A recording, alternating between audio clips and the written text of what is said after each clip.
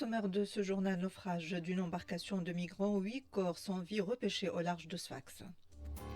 La Banque européenne d'investissement accorde à la Tunisie un crédit de financement de 30 millions d'euros. La Tunisie remporte la 3e édition de la compétition européenne internationale de l'huile d'olive vierge extra. Au Proche-Orient, l'armée israélienne poursuit ses massacres dans la bande de Gaza. Au moins 40 personnes sont tombées en martyrs dans des frappes de l'occupant sioniste. Explosion meurtrière en Iran, le bilan monte à 65 morts. Bonsoir, 8 corps sans vie de migrants irréguliers ont été repêchés hier par les unités de la garde et de la marine nationale au large des côtes d'El Awebed, dans le gouvernorat de Sfax. Les 8 migrants ont trouvé la mort dans le naufrage de leur embarcation, indique aujourd'hui la garde nationale. Selon la même source, 29 autres migrants de différentes nationalités étrangères ont été secourus lors de la même opération. C'est un appel à la garde maritime de Sfax qui a signalé le naufrage de l'embarcation, précise la garde nationale. Aussitôt, les gardes-côtes, en coordination avec la marine nationale, se sont rendus sur les lieux et porté secours aux naufragés en péril. Les opérations de recherche se poursuivent. La coopération, la sécurité et la stabilité dans la région méditerranéenne, la migration irrégulière, la lutte contre la contrebande et la traite des êtres humains ont constitué les principaux axes de la rencontre tenue aujourd'hui à l'hémicycle du Bardo entre le président de l'Assemblée des représentants du peuple, Brahim Bouderbel, et 2 députés italiens, membres du Parlement européen. Bouderbel a réaffirmé lors de l'entretien le soutien constant de la Tunisie aux efforts visant à renforcer la sécurité et la stabilité en Méditerranée. Il a souligné que l'approche tunisienne en matière de migration est fondée sur le respect des lois et des conventions internationales. Les députés européens ont de leur côté mis l'accent sur l'importance de l'action conjointe pour lutter contre la migration irrégulière, soulignant la nécessité de concevoir des cadres juridiques adéquats et de mieux investir dans les voies légales de migration. Le vice-président de la Banque européenne d'investissement, Ioannis Tsakiris, entame aujourd'hui une visite de 2 jours à Tunis qui coïncide avec le 20e anniversaire de l'établissement du bureau de la représentation de la banque en Tunisie.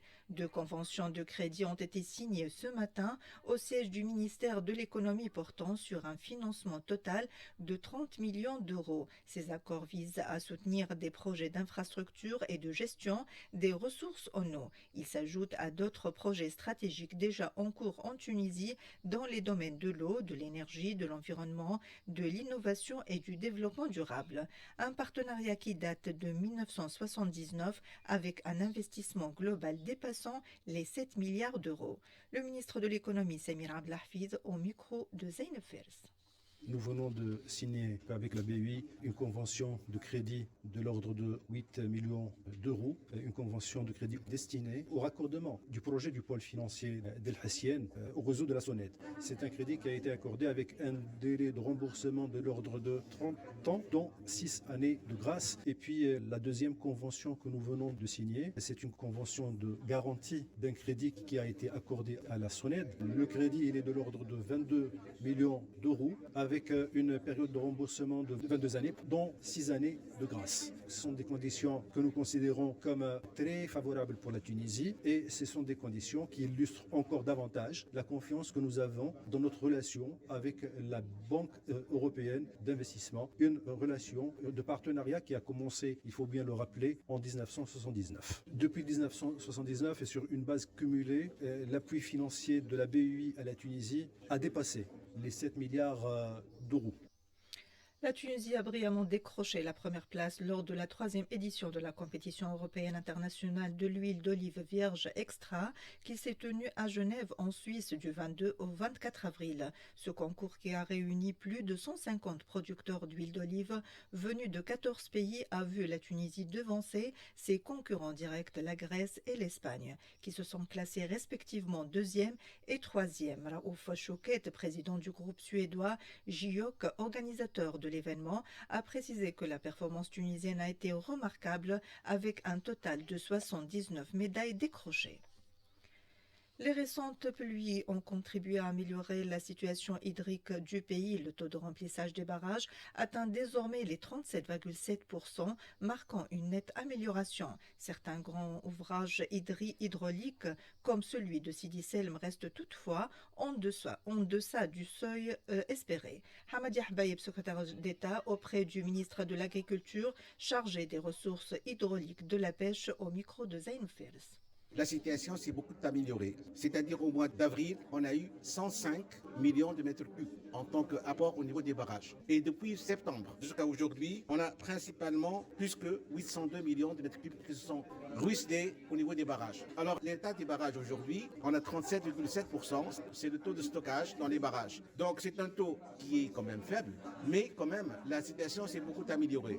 Alors ce qu'il faut noter, c'est que pour cette année, la pluie a été généralisée dans toutes les régions. Donc on a dépassé la moyenne de la pluviométrie au niveau de ces régions. Et ça a été bénéfique pour tout ce qui est culture pluviale. Et ça a été bénéfique aussi pour, bien sûr, la recharge de la nappe. Mais aussi, ces dernières pluies, ils ont un effet supplémentaire parce que ces pluies ont été tombées principalement au nord-est et ça a alimenté un peu nos barrages. Et on a constaté qu'il y a une amélioration dans le stock des barrages, soit au niveau de Sidi Selm, qui est le plus grand barrage en Tunisie, et aussi pour les deux autres barrages de Sidi Barak et de Sejner. Sidi Selm, aujourd'hui, il est à peu près à 24,5%.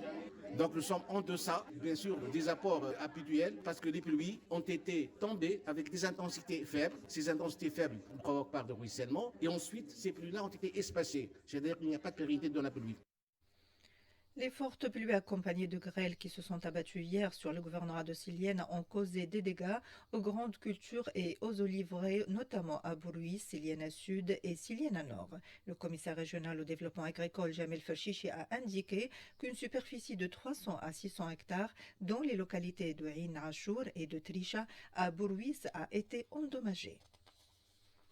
Le terrain destiné à la construction de l'hôpital régional de catégorie B dans la ville de Max, le gouvernorat de Silienne, a été remis à la direction générale des bâtiments relevant du ministère de l'Équipement et de l'Habitat, selon le député à l'Assemblée des représentants du peuple sur la circonscription électorale Maksar el-Rouhiya Kasra, Mohamed El-Hedi Alleni. Il a souligné que les chantiers seront installés dans les prochains jours afin que l'entreprise de construction koweïtienne puisse démarrer les travaux dans un délai ne dépassant pas les 3 semaines.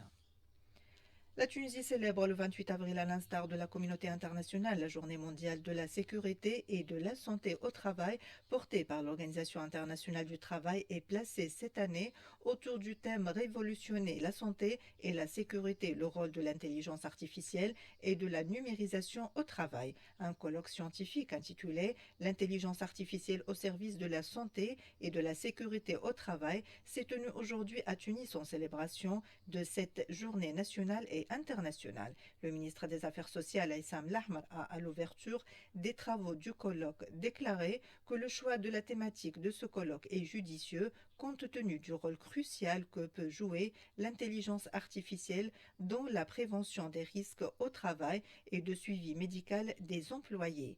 L'intelligence artificielle, a-t-il dit, constitue un pilier essentiel pour le système de management de la santé et de la sécurité au travail dans les secteurs publics et privés. Au Proche-Orient, la défense civile palestinienne a indiqué que 40 personnes sont tombées en martyrs dans des frappes de l'armée sioniste aujourd'hui à travers la bande de Gaza, territoire ravagé par la guerre sioniste et soumis à un blocus israélien depuis plus de 50 jours. 40 martyrs ont été recensés depuis l'aube jusqu'à maintenant, a déclaré un responsable de la défense civile à Gaza, Mohamed Al-Mourayyar. Selon les chiffres publiés aujourd'hui par le ministère de la Santé de Gaza, au moins 2222 Palestiniens ont été tués depuis le 18 mars, ce qui porte à 52 314 le nombre de martyrs dans la bande de Gaza depuis le début de la guerre génocidaire en octobre 2023. Les rebelles Houthis au Yémen ont affirmé aujourd'hui que des frappes américaines avaient touché un centre de détention de migrants à Es-Saada, dans le nord du pays, faisant 68 morts. Le ministre iranien de l'Intérieur a estimé aujourd'hui que l'énorme explosion survenue 2 jours plus tôt dans le plus grand port commercial du pays, qui a fait 65 morts, était due à la négligence des pompiers luttant toujours contre un incendie dans les installations. La déflagration entendue à des dizaines de kilomètres à la ronde s'est produite samedi vers midi sur un quai du port Cheikh Raja'i par où transite un cinquième de la production mondiale de pétrole et 85% des marchandises en Iran.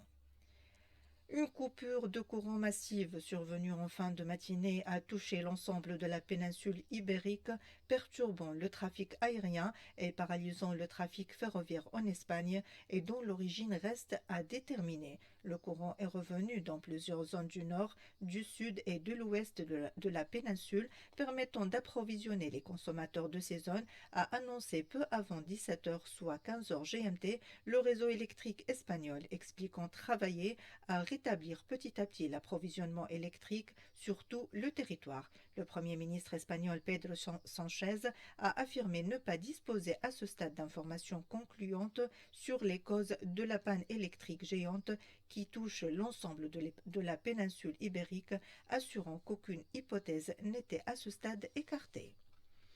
Ce journal touche à sa fin un bref rappel de ses principaux titres. Naufrage d'une embarcation de migrants, 8 corps sans vie repêchés au large de Sfax. La Banque européenne d'investissement accorde à la Tunisie un crédit de financement de 30 millions d'euros. Explosion meurtrière en Iran, le bilan monte à 65 morts. Merci à Faisal Ahlili, notre ingénieur son ce soir. La rédaction vous donne rendez-vous à 20h.